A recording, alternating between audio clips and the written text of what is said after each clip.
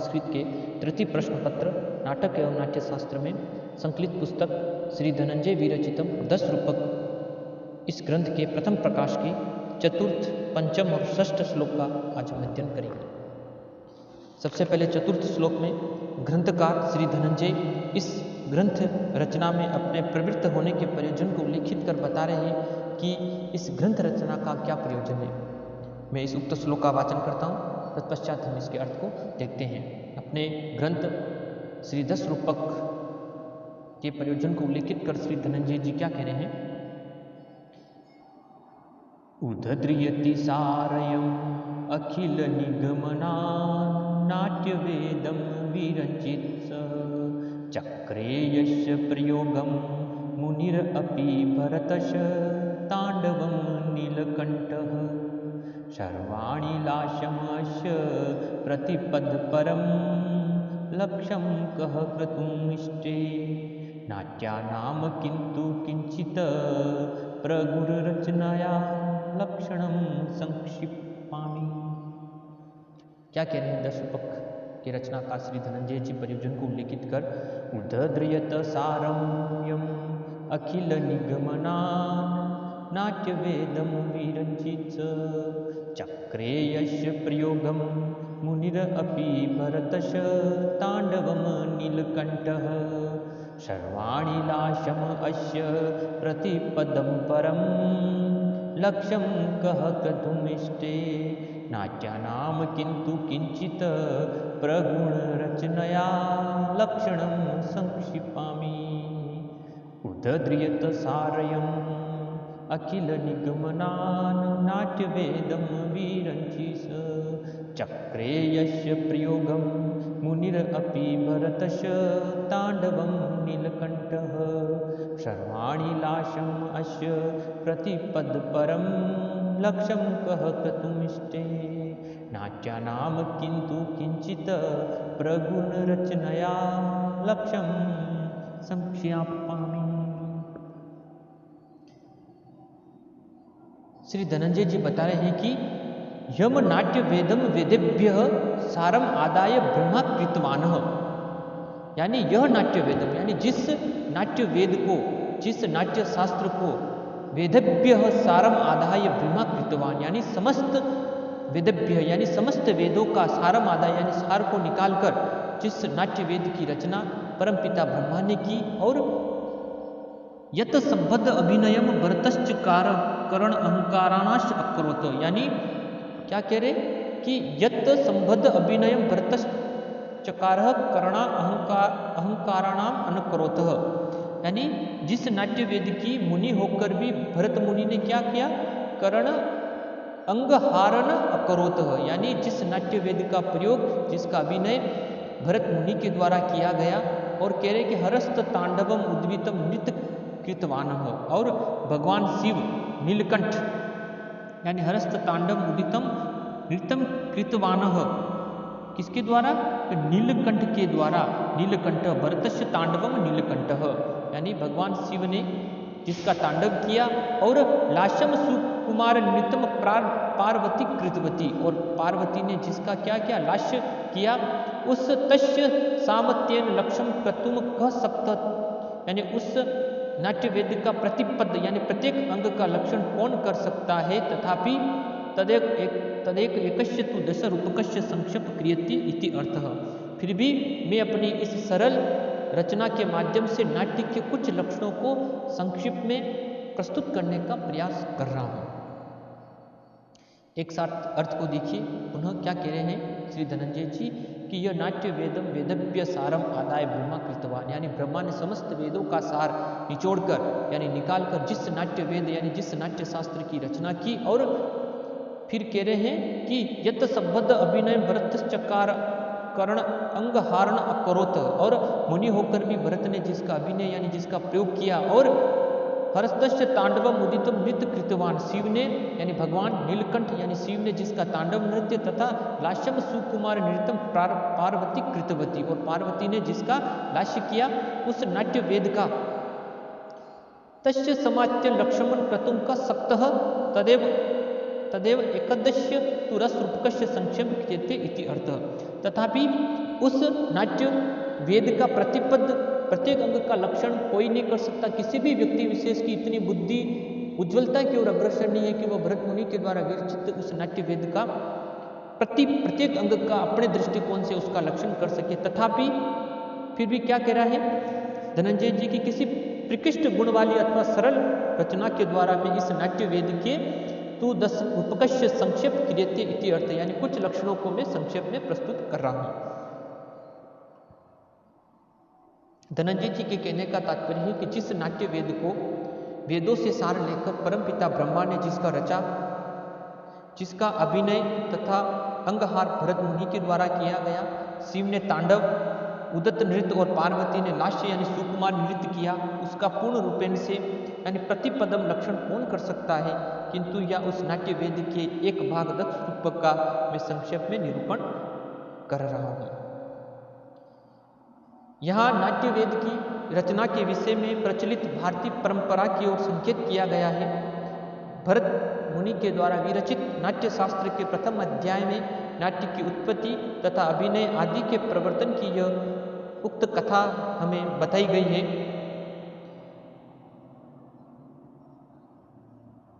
इस तरह से श्री धनंजय के द्वारा इस श्लोक में इस नाट्य शास्त्र के प्रयोजन को बताने का प्रयास किया है कि भरत मुनि के द्वारा जो नाट्य शास्त्र रचा गया था वो बड़ा ही विस्तृत है, उसका प्रतिपद प्रत्येक अंग का कोई भी व्यक्ति लक्षण नहीं कर सकता। फिर भी मैं उसको सारगर्भित अर्थ में संक्षिप्त कर अपने इस 10 रूपक में उसको समायोजित करने का प्रयास कर रहा हूं। एक बार पुनः श्लोक का वाचन कर अर्थ को देखते हैं। क्या कह रहे धनंजय जी?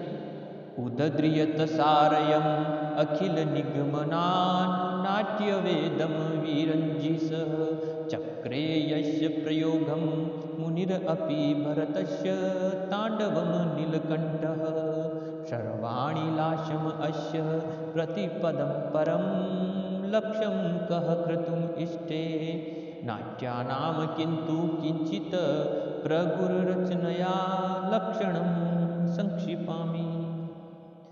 उदद्रत्य सारम यम अखिलम निगम नाट्य वेदम विरंचित, यानी परमपिता ब्रह्मा ने समस्त वेदों का सार निकालकर जिस नाट्य वेद की रचना की और सचक्रे यश प्रयोग मुनिर अपि भरतस्य तांडवम नीलकंठ, भरत ने जिसका अभिनय प्रयोग किया और शिव भगवान शिव नीलकंठ ने जिसका तांडव नृत्य और सर्वाणी लाशम अश्य और पार्वती ने जिसका लास्य किया, अश्य प्रतिपद परम लक्षण का क्रतुम इष्टते, उस नाट्य वेद का प्रतिपद प्रत्येक अंग का लक्षण कौन कर सकता है। फिर भी किंतु किंचित गुण रचनाया लक्षण संक्षिप्यामि, किंतु किसी प्रकृष्ट गुण वाली अथवा सरल प्रगट रचना के द्वारा मैं नाट्य के कुछ लक्षणों को संक्षेप में प्रस्तुत कर रहा हूं। धन्यवाद। नमो नमः भवतां सर्वेषां हार्दं स्वागतम।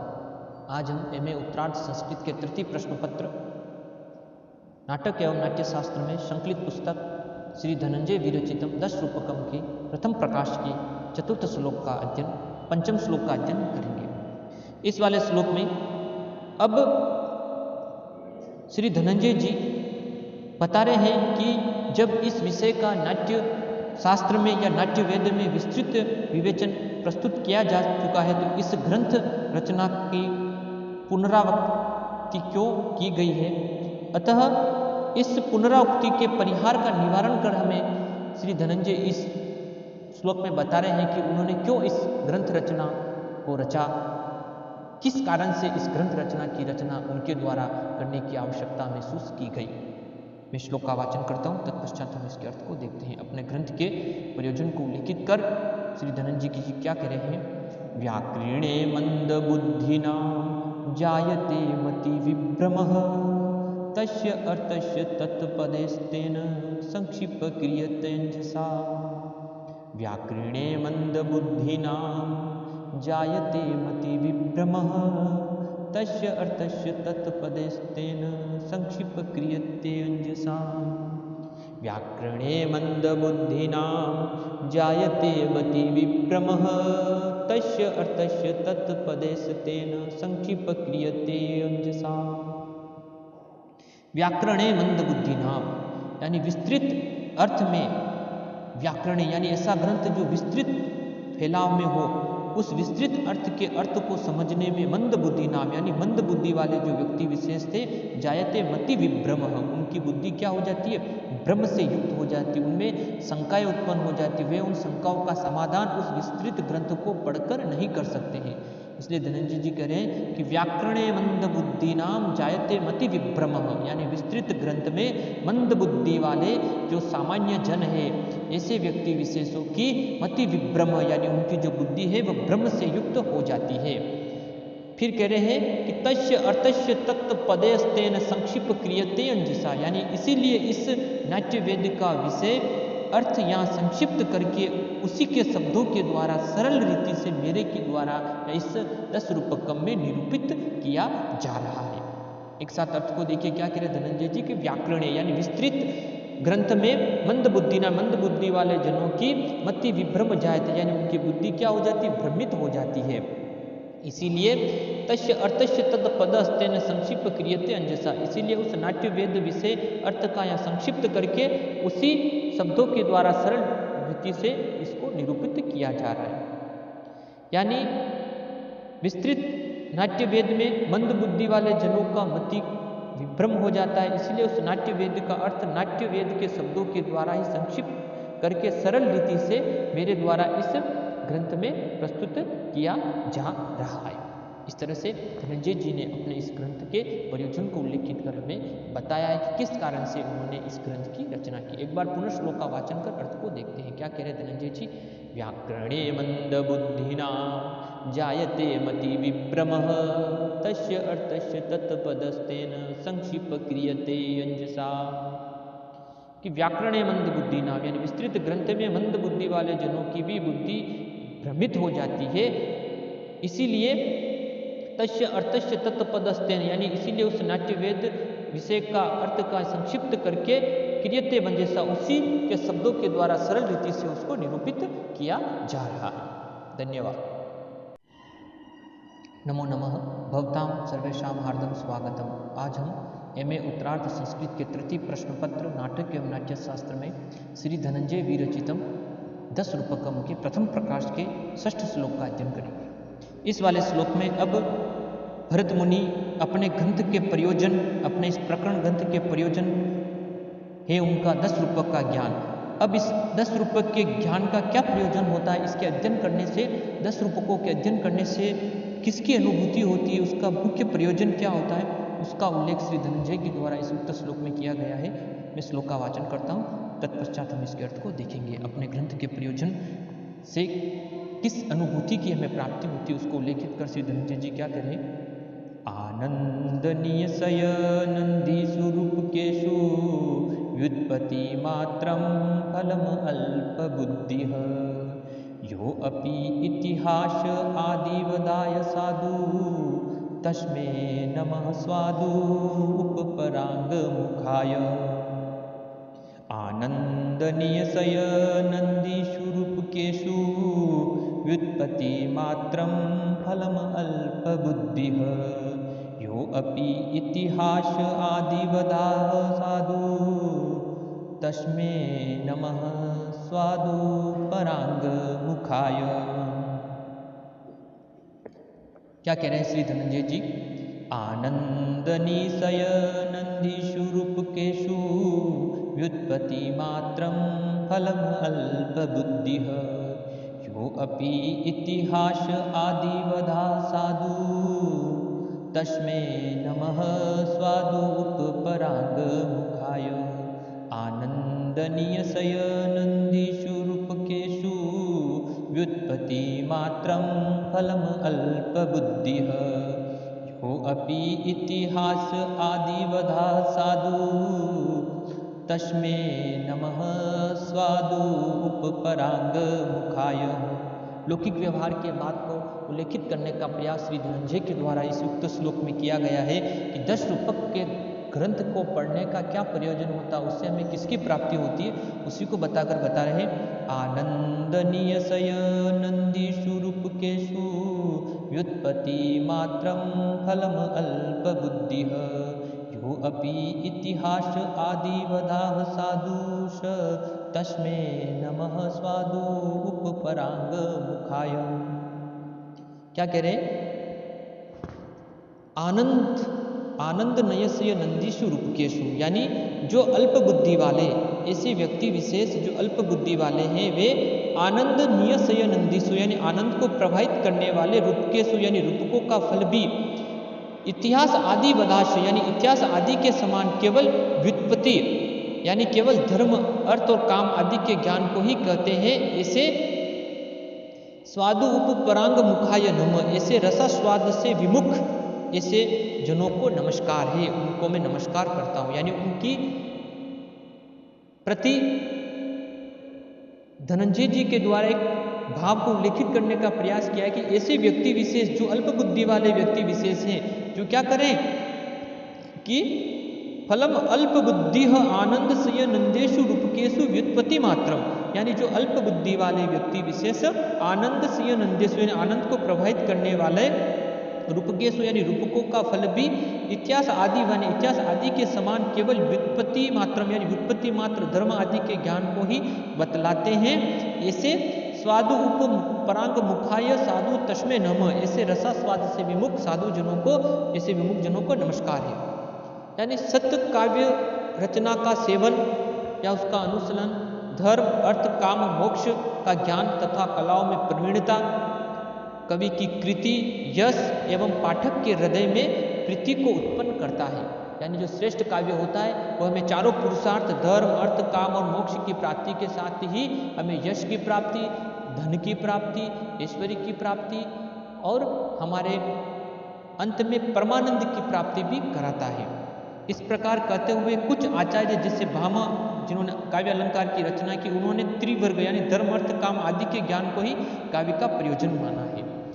उसका निराकरण कर श्री धनंजय जी ने यह बताया है कि सहृदयों की अपनी अनुभूति का विषय स्वयं वेद्य तथा जो परम आनंद रूप रसास्वादन है वह 10 रूपकों का परम प्रयोजन है। यानी आनंद रूप रसास्वादन है वही 10 रूपक का प्रमुख प्रयोजन है। इतिहास आदि के समान केवल त्रिवर्ग आदि का ज्ञान ही इसका प्रयोजन नहीं है। इस प्रकार से रसास्वाद से विमुख जन को नमस्कार है। यह कथन श्री धनंजय जी के लिए उन रस आदि से विमुख जनों के उपालंब के लिए उन्होंने इसका प्रयोग किया है, क्योंकि उन्होंने सिर्फ धर्म अर्थ काम त्रिवर्ग को ही माना है। और श्री धनंजय जी ने यहाँ पर परम आनंद की प्राप्ति यानी श्रेष्ठ काव्य रचना के अनुसरण से व्यक्ति विशेष को जो परमानंद की अनुभूति रसास्वादन होता है वही काव्य का श्रेष्ठ प्रयोजन माना जाता है। ऐसा काव्य प्रकाश के रचनाकार श्री मम्मट ने भी माना है। उन्होंने स्वयं वेद यानी जिससे परम आनंद की अनुभूति होती है वही काव्य रचना का श्रेष्ठ प्रयोजन होता है। एक बार पुनः श्लोक का वाचन कर अर्थ को देखते हैं। क्या कह रहे हैं श्री धनंजय जी? आनंदनीय नंदीषु रूपकेषु व्युत्पत्ति मात्रं फलम अल्प बुद्धिः यो अपि इतिहासादिवधा साधु तस्मै नमः स्वादु उपपराग मुखाय। आनंदनीयसय नंदीषु रूपकेषु व्युत्पत्ति मात्रं फलम अल्प बुद्धिः यो अपि इतिहास आदिवदाः साधु तस्मै नमः स्वादु उपपराग मुखाय। अल्प बुद्धि आनंदनीय संदेश रूपकेशु व्युत्पत्ति मात्रम, यानी जो अल्प बुद्धि वाला आनंद को प्रभावित करने वाले रूपकों का फल भी इतिहास आदि के समान केवल व्युत्पत्ति मात्र धर्म आदि के ज्ञान को ही कहता। इतिहास आदि वदाह उस स्वादु उपपरांग मुखाय तस्मै साधु नमः, ऐसे रसास्वाद से विमुख जन को नमस्कार है। धन्यवाद।